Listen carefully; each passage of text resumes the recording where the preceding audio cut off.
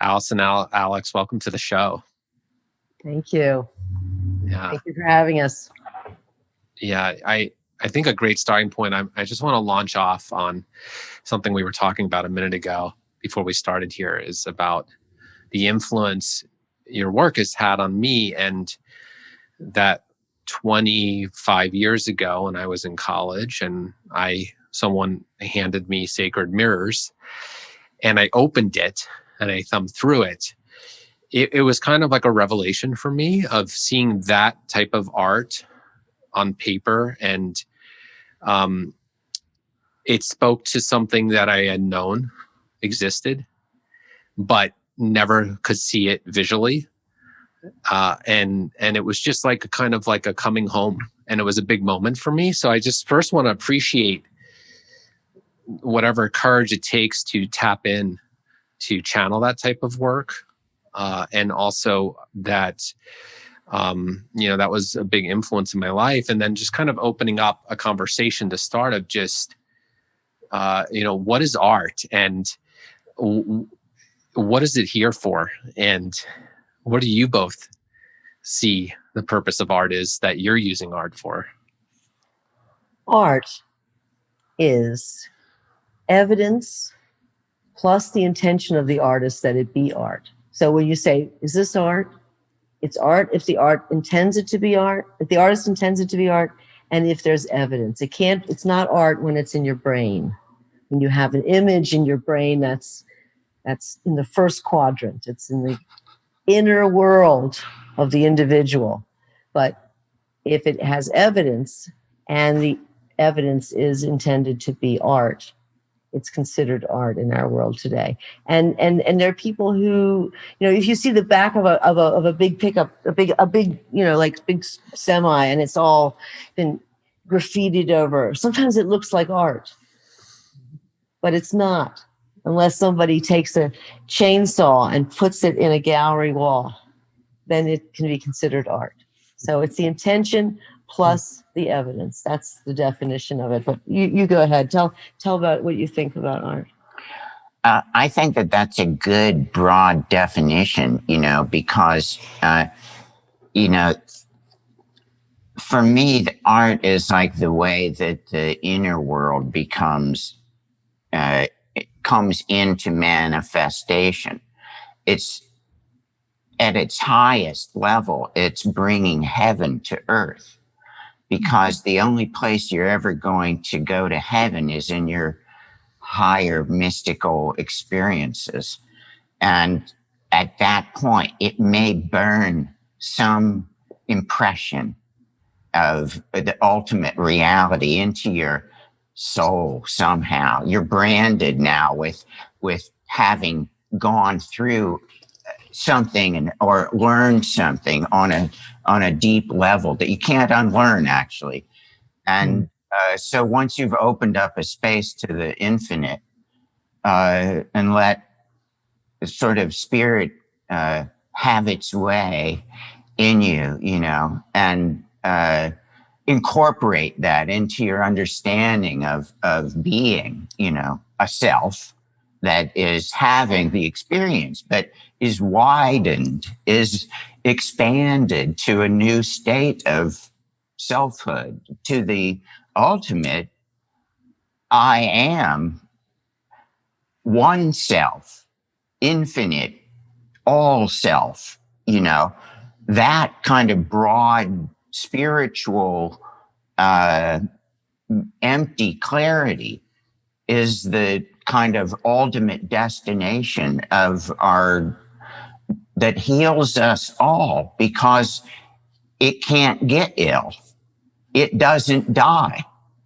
It's the one that's living in all of us, that ignites everything, the life force on Earth and throughout the galaxies, so that force that you get tapped into you can't help but be creative. It's manifesting through all of us and creating this amazing consciousness of the world around us and inside of us, and conjuring it, And so when you get dosed with consciousness on a higher and broader and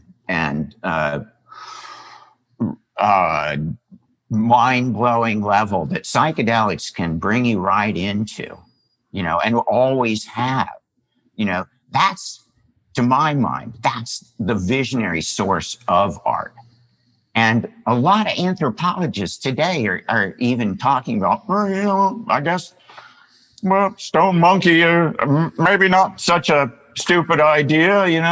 They were probably familiar with mushrooms, the early Neanderthal probably, and they were the ones that started the art routine, evidently, up to 70,000 years ago, we have evidence of there being markings on surfaces and things that resemble some of the entopic imagery and the first phases of the kind of geometric designs that we often see during the psychedelic experience. And so it isn't far-fetched, that one comes into a darkened cave area while they're tripping and starts to see a little mushroom men scampering on the walls, that's a perfect subject. We all do mushrooms, right? Let's make the mushroom icon.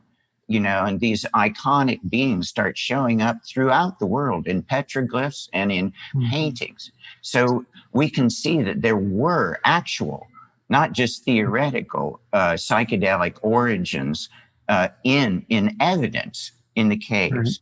And so you could say that at the cradle of civilization was of art, or at the beginning of art, and the earliest sculptures like 40,000 BC, 41,000 BC of the lion man.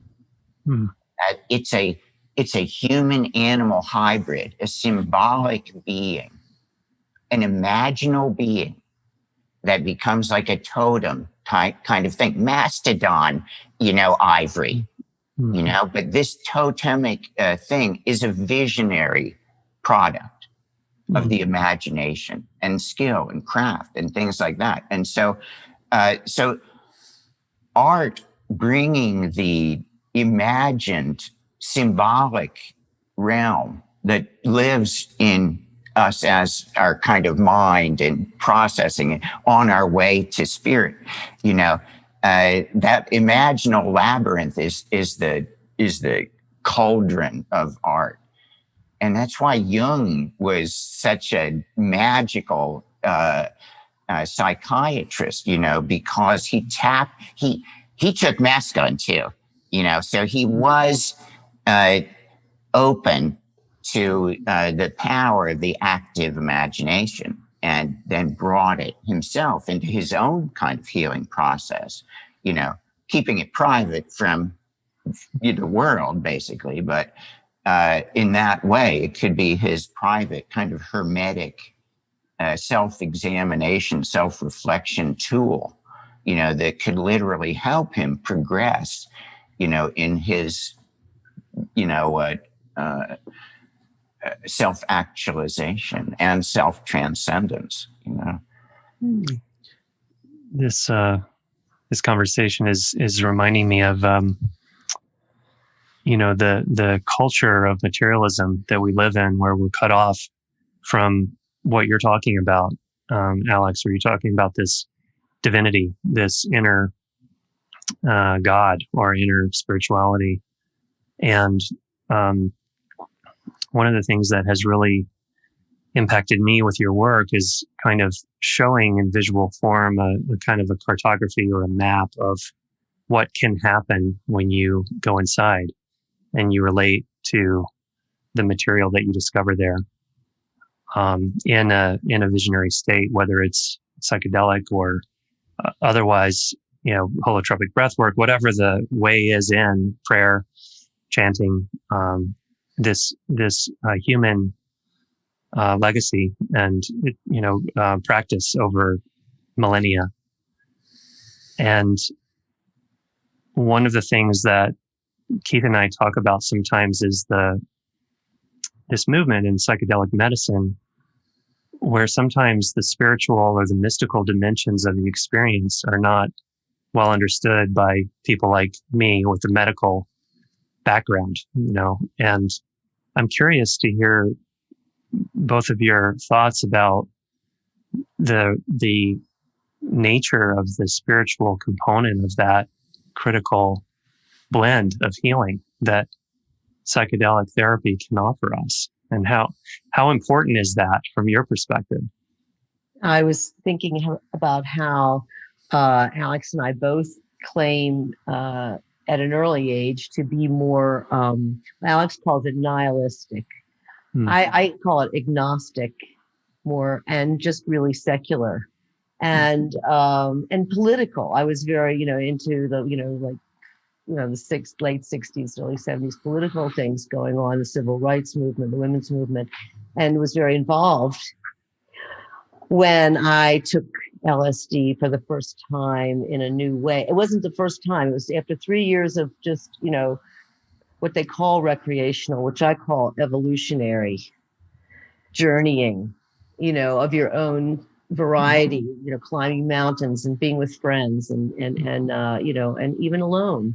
But not with this idea that there was an intention to see the white light, which is what happened when I read Ram Dass's book, Be Here Now, in 1971, when it came out and everybody was reading it. I read it and it suggested that it was possible to see the white light.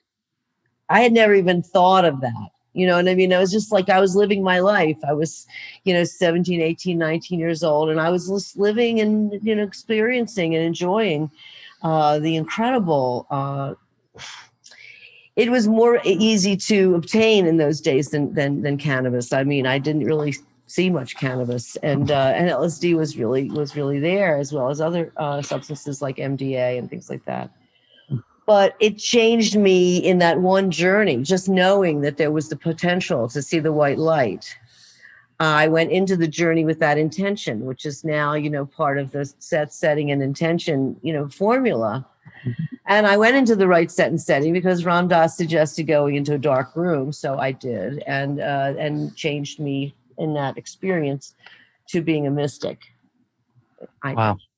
And Alex, I think, felt that the first experience that you had. Do you want to talk about that? Well, I was ready, let's say, in that I was ready to leave life. I was so miserable. I was really seriously depressed and mentally probably, edgy. Artists like to push their edges.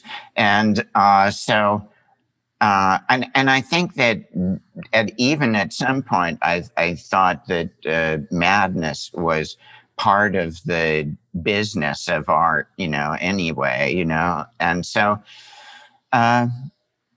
as a really discouraged 21-year-old, I had basically said to a God I didn't believe existed, if this is all there is, basically, I think I need a sign, that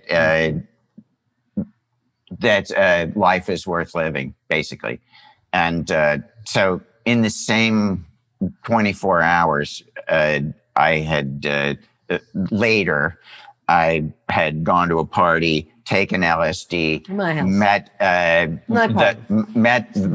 my wife for 45 years, 46. And so that was revolutionary in every respect for me. I found love at the core of my being. For me, it was a spiritual search. I think that ultimately, whether you have the will to go on or not is sometimes whether you feel like there is,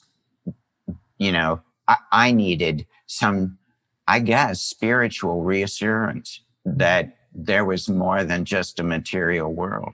a material reality, that, and so I, I think that it's within a materialist or scientific framework that, and this is why it's so interesting that the way that the psychedelic movement is unfolding in this kind of second phase, where we're able to analyze it with such, clarity, and now in even brain imaging, but the what we're looking at is that ultimate mystery that we touch at that point, and also confirmed by the research that if you don't get to that mystical experience, you haven't taken enough, and or maybe it's not the right time, or the right time. Yeah, there's a whole lot of things involved. But I just wanted to say though too. I also wanted to say in relation to art, because you started off saying about how Alex's paintings, and I'd be really interested to hear what about those paintings, made you think of your psychedelic experience, like the actual specific, but related to art. I wanted to also say that. In that time when I went in and saw the white light, how did the white light manifest for me as an artist going to art school? We were art students together. And how did it manifest for me was abstraction. And I just wanted you to know that there are a lot of us, and this is part of the movement of today's, visionary art movement, is that there is an entire body of abstract artists whose work, I believe, portrays the experience itself, as Kandinsky said, and as others, old psychedelophiles from generations before us, that it actually portrays the inner experience to the best of their rendering. Whereas Alex and some of the more realist imagists of today in the visionary art realm are portraying the person having the experience, which I think is very relatable. I was wondering whether, when you saw Alex's work and you knew immediately, and it was like the core of your being was really, this is psychedelic. And was it the psychic energy system from the Psychic Sacred Mirrors book, or was it, and then the spiritual energy system and the universal mind less? Maybe there was or was it really the array of just seeing the inside of a being that called you? I'm interested in what called you, because my work is much more under the radar. People didn't have to know that I was psychedelic. It was actually kind of scary in those days to even talk about it in school. I didn't tell my entire master's thesis was about secret writing. And that's what I saw in that journey, was secret writing washing over all things, over all surfaces. And I'm still, working it out, working it through, and making it, kind of that all over. Everything is made of symbols. Everything is a symbol. There's a symbol between me and you, and understanding each other. There's symbols. So that called me, and order, which is prevalent in my work, where you fountains and drains of multicolored light strands, just all interconnected, everything in a weave and an absolute pattern. Those were the things that I saw when I went inside in my dark room behind my eyes, when we've had those experiences together. And so I think that there's some of us who are painting and making art and animating and, even dance and music through the experience of itself, without the interactivity of the person, which Alex does so incredibly, and so resonates with people's experience, the person sort of entering into and including that experience. I know. Well, we see a lot of things in there. It's a symbolic realm, the imagination, as physical reality is as well. But the those inner realms, part of what manifests works of art, and I think resonates with people, is a kind of worldview that they sense through it. Like they touch the the art is like the tattoo of the unconscious, coming forward, and that kind of drawing from the image bank or of the collective unconscious, or as Groff. See, Groff's another example. Just here's a character. Not only did the three Harvard professors become very spiritual people, debatably in different proportions and things like that. And Ram Dass got a home run. But that was the literal propulsion of a psychiatrist or a psychologist into a spiritual leader, teacher. That's a jump that is rarely happens. I don't know it's ever happened, but Well, I just said that Stan Groff was the first person that took the first 4 sacred mirrors that were ever painted, just the paintings, not the frames. The 4x7 foot paintings, there was 4 of them. And I think it in was 1979. 1979, and he put them in the show in the 5th annual. And I had a whole hallway of my watercolors in there too. And Alex's pieces, 4 pieces, had this special spot, and people stood in front of them. We put like little diagrams saying stand in front of it and reflect your inner. It was meant to be interactive, and it came out of a performance that we did called Life Energy. But these were the paintings that Alex did, the first 4, and one of them is not even in the Sacred Mirror series anymore. It's the Life Energy, the earliest sort of test piece that you did, but they were in the show. Stan Groff, that's when we first 1979, the first exhibit of the Sacred Mirrors was at a psychology conference. He's an artist in Danvers, the 5th annual Transpersonal Psychology Conference. So here's an example of someone who was a Freudian, and his story is pretty well known, probably to everyone in your world and everything, but became a cartographer of consciousness that allowed for spirituality while being rigorously, I thought, scientific. And he was interested in trying to form some kind of categorical analysis of the multidimensional kind of realities that people encounter in their explorations, which are, not always the goal necessarily in ketamine therapy and things like that. These the kind of adventures are not so emphasized with certain psychedelic therapies, but I think that they open us up to the altered state itself, opens us up to consider the boundlessness of consciousness, and that openness that you receive as one of the kind of payoffs of having done psychedelic therapy is conferred. That now, wow, you don't feel so miserable, and you're open to possibilities that you weren't open to before. Right. Yeah. I'll circle back to Allyson. You posed that question of, what happened for you when you saw Alex's book? And related to what you were just speaking to, Alex, which is, I'm going to bring this into more of an intergenerational ancestry conversation.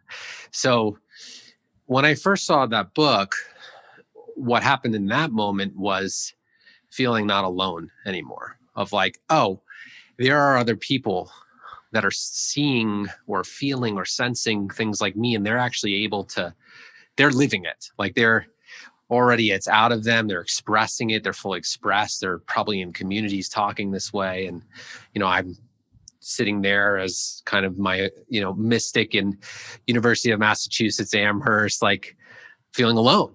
And having these conversations with people just kind of trying to engage me. And 25 years ago, it was still less, it wasn't as common to really be out in the open around psychedelics at all. So psychedelics was a little piece for me, but so there was another piece of art which was interesting, which was when I first saw Chagall for the first time. And for whatever reason, I didn't know at the time, I saw Chagall's work and I was like, oh my God. And it's not like Chagall's work is totally crazy or like visually, I mean, it's very beautiful work. But what I then started to recognize from an LSD journey a couple years later, I had an LSD journey where I was just seeing swastikas everywhere, the whole journey. That's all I was seeing. And I was not telling anyone. I was totally scared. I was quiet. Everyone's partying around me and I'm seeing swastikas. And I started to realize that psychedelics, I just was having glimpses, but I couldn't quite wrap my head around this. Psychedelics and art also, that it can link us to our past through generations and the memory of generations. And so I think it was both sort of the transpersonal, like the vertical, and also like behind, that was starting to just wake up in me. Very simplistically, I didn't have any mentors at that moment in time to even talk to me about this. But I guess where I would like to kind of go back to both of you with is also now, we've talked a little bit about more of the transpersonal experience that gets opened. And I'm also really curious about your thoughts, both with psychedelics and just the expression of art around the intergenerational and ancestral line that is coming through with psychedelics, and also maybe with art, since you're both artists. It's a great place to just explore with both of you. Well, I feel that although I am similarly trained as Alex, we both started in art school and with very foundational art, intensive classes for several years. And, I gravitated always. They do try to teach you how to draw the figure. And we did, you do 12, 14, 17 hours a week, of figure drawing. And you do learn. And I definitely gravitated towards writing, which was interesting because in my analysis of it, maybe it was intuitive to begin with, but in my analysis of it is that my spiritual tradition, Judaism, is basically, through the writing. The Torah is the center of everything. And even though I would never use Hebrew to express my spirituality because I would feel that it was too limited and it was too hot button, you know what I mean? It would have certain, meanings to certain people. My symbols, I wanted them to be, universal. That was my understanding of them as they were showering all over me and all over surfaces, was that all things were made of symbols, and the symbols come between us and the spiritual world and in our expression of it, whether we're artists or writers or whatever. And that so the writing aspect of it was something that was somehow inherited. There was almost something genetic that if it was going to be about God, it could not have a face, because in Judaism, God doesn't have a face. And to me, my experience of God was not in seeing a face or any faces, although I have had many symbols, like you had the swastikas, and it was I've had, symbols of spiritual traditions that were not my own, that frightened me within the spiritual LSD. Serious. That was really the worst, most sort of, I always called it my Life magazine bad trip. It was kind of like, this is what it looks like when you end up calling acid rescue at the end, that, and that didn't happen all the time, but it can happen. And I was, out there with friends, and just having a great time, you know what I mean? And then it turns into that. And it was all about the symbols that were not mine. But I have to say that in that period, when I look at like what was really going on with me, set and setting, right? Not taking account for my set and setting, just letting myself go along with what all my friends wanted to do, I felt like an outsider. And I wondered if you, with your swastikas, had any sense of feeling like an outsider, maybe because of your tradition, or just putting up those symbols of your tradition in between you and other people and the feelings, because that was what was going on with me. When I look back at it, you can get older, you fly above, and you can see, you know, what was going on, why I had that particular hot button moment, and changed my life. Though I knew that I had to go find a place to meditate. This was the next thing that happened that Ram Dass said to do in the book, was basically start meditating. And so I went and I found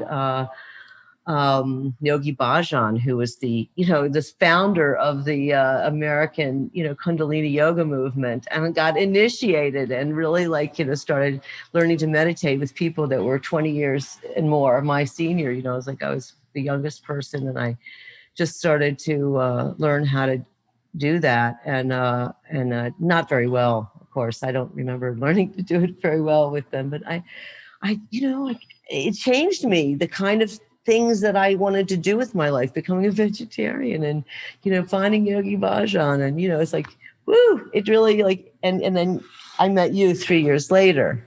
See, I met Alex after this, and he had his spiritual opening in my apartment. Mm. And he saw God the first time he went in. And I was very impressed when he told me. We hadn't really talked through the actual experience, but only the next day, which is our anniversary coming up, May 30th. It's our day of knowing. Oh, wow. Our day of knowing. That's the day we knew. We went out on our first date. Alex came home with me, and we never left. Oh, That's congratulations. We had separate apartments, but that's a good love story. Within a very short time, Alex was looking for a new place. It was a big loft. It was empty, and we started building. We became builders together, and then we built our first loft there in 1975. So, but anyway, and for you, you came to my house and you just went into your space. What happened? Well, for me, I'd been doing a number of artworks about polarities. I'd shaved half my hair off. I still have remnants, like half of it's dark, half of it's like just from a half a year of shaving half of my hair. So, edgy. That's kind of a cool little, consequence. You get to have a two shade. Interesting now looking at it, however many years later. Well, this is your father and this is your mother. I see. Okay. Well, at any rate, being enmeshed in the polarities of life, it answered basically my question. I've never had a trip like this since. It was supposedly just LSD. There was Kahlua in it as well. So I drank it. I never had that again. But at any rate, I can only think of when near-death experience, people talk about a tunnel. Mm-hmm. This was a tunnel. It was totally a tunnel. I was completely surrounded by it, 360 degrees. It was like consciousness was moving inside of a pipe that was just continually spiraling, like a conch shell, it seemed. And I was in the dark part, and I was like spiraling toward the light. The light was just around the corner and so there was all the shades of gray brought the opposites together. I could see. And at that moment, I knew I had to change my name. And that basically God gave me a path. I was in the dark, but I was going toward the light. Boom. And so met God right in her apartment. It was kind of like every kind of infinite love, wisdom of every question you'd ever ask. The source, basically, just around the corner, showing the light, just to reassure you, kid, it's real. And actually, it's love, too. So open your eyes, and there's a reason to live. Were you asking? Was that 20? Not even 24 hours. How's that for service. Well, Ever since I've felt there were spiritual hands, at various points, various junctures, there's been a message one way or another that spirit gets through. Hmm. If life becomes a spiritual adventure, how bad is that? In addition to all the other adventure that you have in your life, I think that art can help us.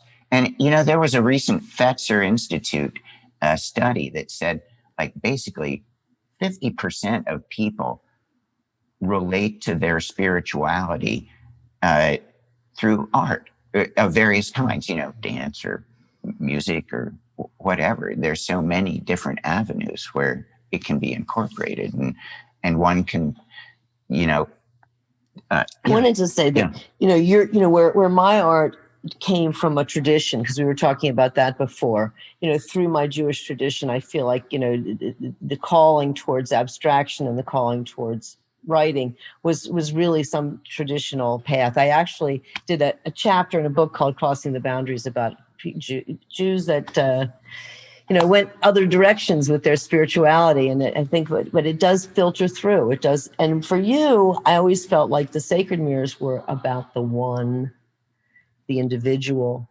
just like, people who have for many generations worshiped Christ, would see like the one and often male individual, although I completely honor you for always including the feminine. You always wanted to make sure that the divine feminine and the androgynous were represented, so Sacred Mirrors, I feel, is very balanced in that way. And of course we had a daughter, so that brought the sacred feminine into it too. And your work always was about life, which includes both. So it's like about family and about the path of an individual. The whole progress of the Soul Gallery, which we're working on Entheon right now, is Alex's works about the life of a single individual going through the life, including birth, including nursing, including family, holy family, and kissing, of course, was the earliest of pieces that Alex included the two. And that happened soon after we were living together and as well. So, but anyway, one of the interesting things that you were bringing up, Keith, was the idea that the art, that seeing the work, you knew somewhere that, okay, someone else has seen it. Someone else knows about them, maybe not everything that I know, but something that it forms community right there. The idea that you're not alone, that breaks a boundary of isolation, and allows for the potential understanding of unity experiences, which are, whether we call them spiritual or give it a spiritual name of any kind, God isn't like a name. It isn't isolated to a thing, like it's just is. It's the ineffable. How can it be ineffable and then be defined? It can't be. So it's the basis of everything. I mean, I think that psychiatry, psychology, art, all of these things at their basis is consciousness. Right. When I was a young I was still in training as a psychiatrist. I went to my first meditation retreat, and I kind of had this experience that, where I was just crying when I heard the teacher's voice for the first time. And I felt this sense of community that you and Keith were talking about for the first time. And it, as I became deeper and deeper in that practice, and I learned more, I became fascinated with something that you were alluding to, Allyson, about, if I heard you right, like Kandinsky, you tend to paint the experience. And I think I heard you say that Alex paints the person having the experience. Is that what you said? I do. I do feel in some ways that that's true. Like you've got this piece behind you, Alex. You see us to the side. Yeah. So you got the beings. Alex does a lot of beings. He does them in a lot of different ways over the years. But there is this being, which is human faced, which is transcending into cosmic space. So there's like both the human space and the cosmic space. Whereas mine, I feel like when I do work when I envision my work, I don't envision it as having a person in it. I envision it as having a field. I envision it as the field effect. Because whenever I was tripping, there were fields of everything was wafting and changing, and everything's interconnected and it's made of space, and time, and there was made of symbols, So anyway, I tend to look at fields, and even when I was taking all those figure drawing classes, I was painting fields. It's just, I don't know. I feel like whatever I'm painting is a window. It's like a swatch of the all. I love looking at... It could be tiled, and it could be everywhere. I love looking at your respective art behind each of you, because the figure and the fields, this is what my teacher would say, is, you can't have the figure without the field, and you can't have the field without the figure. And so it's sort of like form is emptiness, emptiness also is form. How do you make them integral like they are when you're tripping? Everything is interconnected and made of light. Everything is, both on, off, on, off. A lot of the pop artists will do this too, where, like your eye and Escher and stuff, your eye will go in, out, in, out. There's a lot of interconnectedness. Everything is interconnected and made of light. But I wanted to say that the divine is something that you cannot unknow. So once you've known it, you know that you can lie to yourself and lie to everybody else around you. And that's the kind of thing that we were going through in the 70s and 80s and 90s, where you really couldn't talk to anybody about it. It was too dangerous and whatever. So, but anyway, you know that you know what you know. And so you can't unknow it. And so you realize that sometimes you go through a thing where you feel like a stranger in a strange land, you know what I mean? You go through a kind of a transition where you become a different person. And I think that's, psychiatry deals with a lot of that kind of transition. Finding community also. It's like what you're saying, and the reassuring bond that you're not alone in either your suffering or your ecstatic states, And I think that one of the things, besides the validation that it kind of confers, and the initiation. What confers? Well, your art? Visionary art. Visionary art that resonates within us, that makes us remember something on a soul level, that this fits with my widest worldview that encompasses altered states and isn't sure about the nature of reality, folks. And so it's just leaving that door open, cracked a bit, that we don't know everything about reality here, and what's at the basis of it all. And that's part of our, adventure and journey, but finding community, and they change throughout your life, really, and alter and, and expand and contract and things like that. But it's part of us, and realizing that we're part of a greater whole is not only the inner experience, but then what is the gift, I think, afterward. Finding the others. This is what happens, is that, you have these experiences that you want to share, then you want to share them. I found God and I called you immediately. You did. You called me immediately. And it was a bond for life. I couldn't really talk to anybody else about it. In fact, it's really funny because I was doing the secret writing in a private body of work that I wasn't showing to my review boards or anything when I was in school. And Alex we were in class together.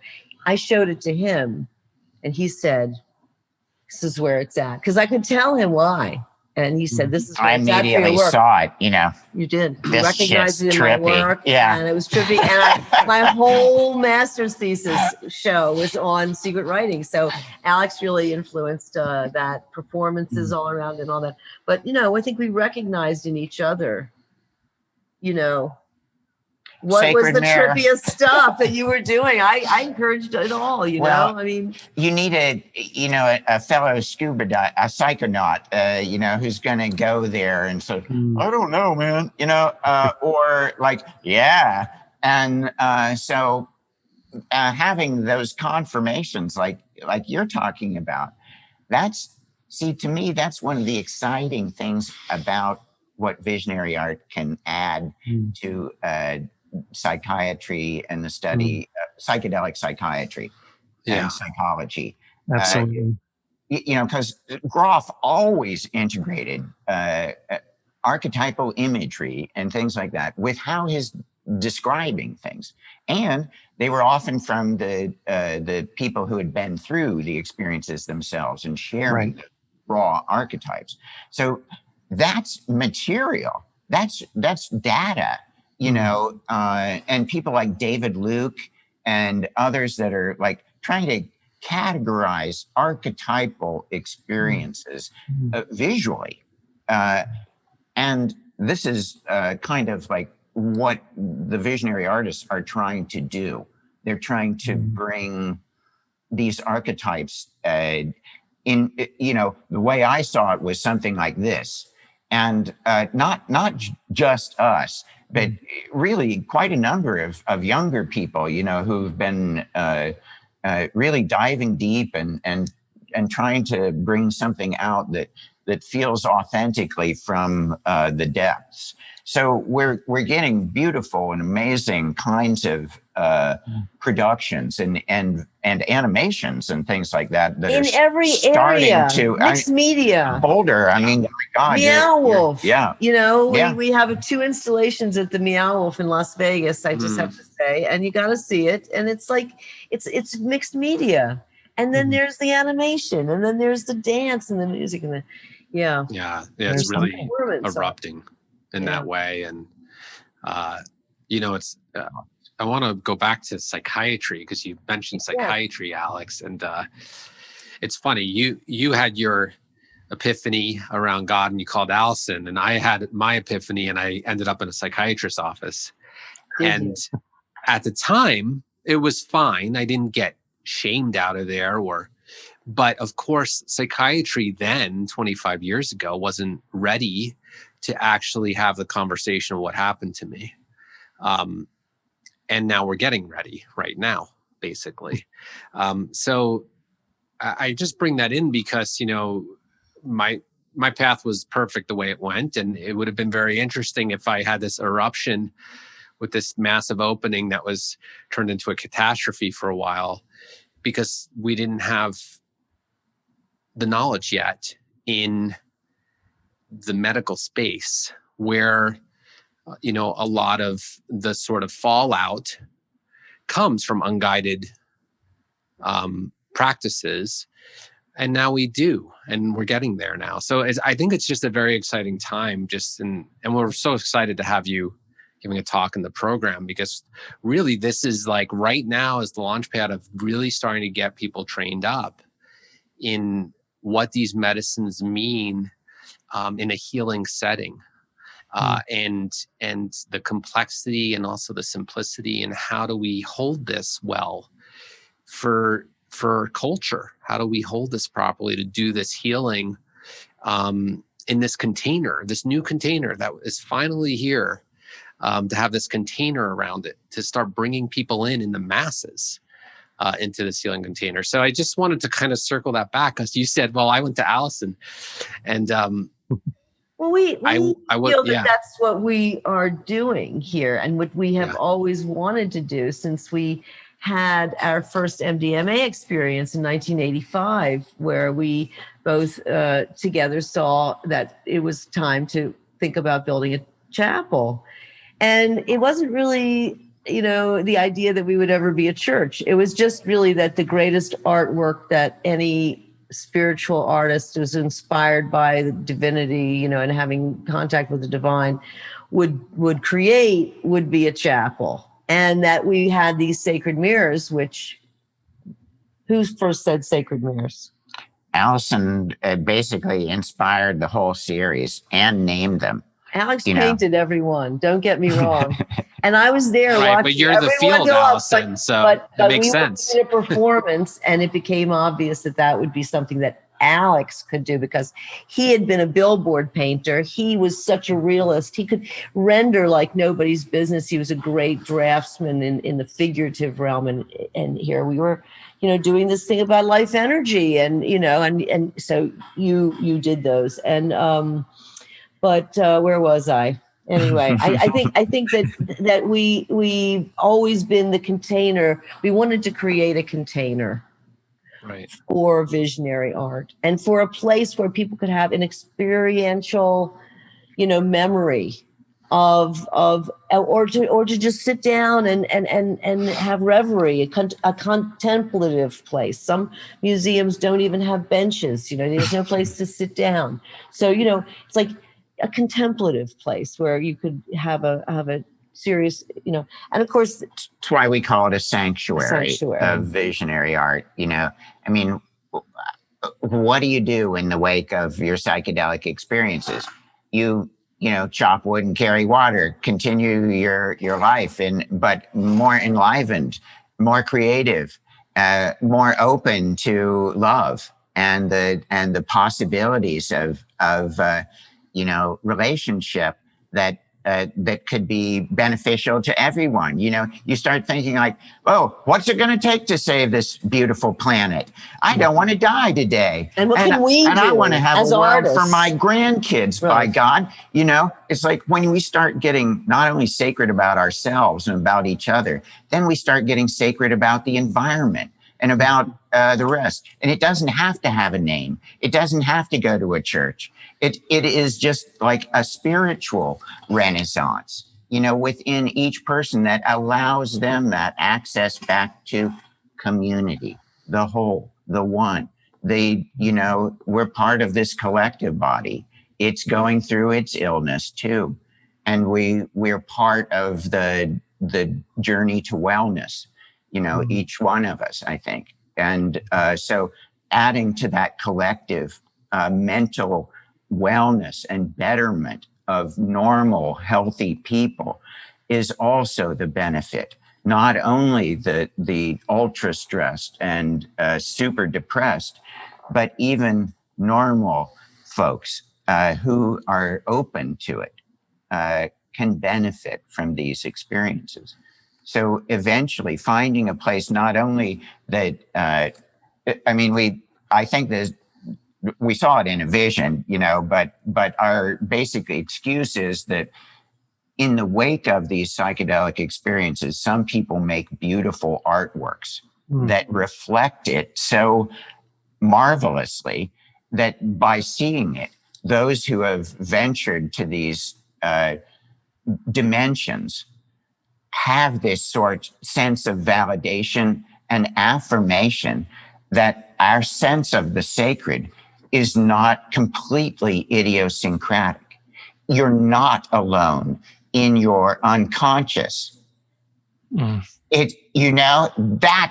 the amazing thing. It's like that doorway to underground and super conscious, that is the ultimate dimension of our being and of every being, is I think basically the carrot that brings us home. We start to glimpse it once we see the light in whatever way, whether through simply meditation or being lucky enough to be in an environment that would foster such a worldview without the need for it. I needed something to wake me up.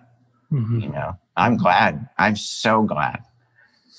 In Alex's pile of drawings, when I first met him, he saw my secret writing in mine. In his, there was a sign. Suicide theater. Wow. Hey, He was a performance artist. I don't know what he was going to do. For a while, he didn't do it. So it wasn't easy for you either to birth your, you went through the. Sometimes you just have to, that's the road for some people. Yeah. That was the road for me.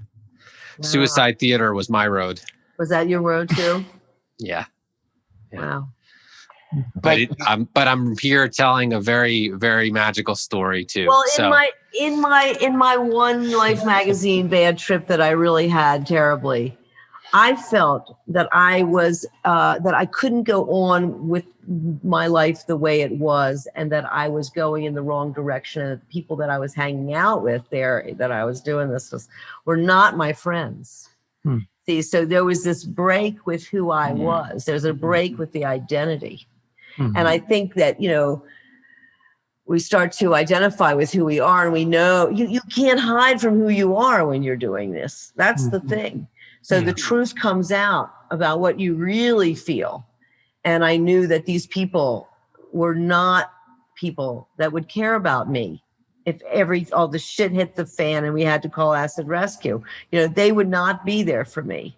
And so I just felt that was so clear that I was going in this other, I couldn't talk. Oh, and I couldn't really tell them that I saw God, because I tried, and it was like, it met with not okay, So I felt that this was really real for me. This was the veil had been lifted, and I couldn't unknow it, that wasn't the case. So I had to find a whole new path with these people that were 20 and 30 years old, and I didn't know where I was going with it, where to find the others. That's right. And so I looked everywhere. And then 3 years later, you came into my life. That's why we're doing what we're doing, because by having even just a space that acknowledges it. And now this is happening all through the psychedelic community. The integration groups and things like that, and little Zoom meetings and things, this is the perfect way for people to bond intergenerationally. Like we're saying, we need whatever we got that you want, we want to give you, I want to say that I really trust LSD, though. I trust LSD to guide most people.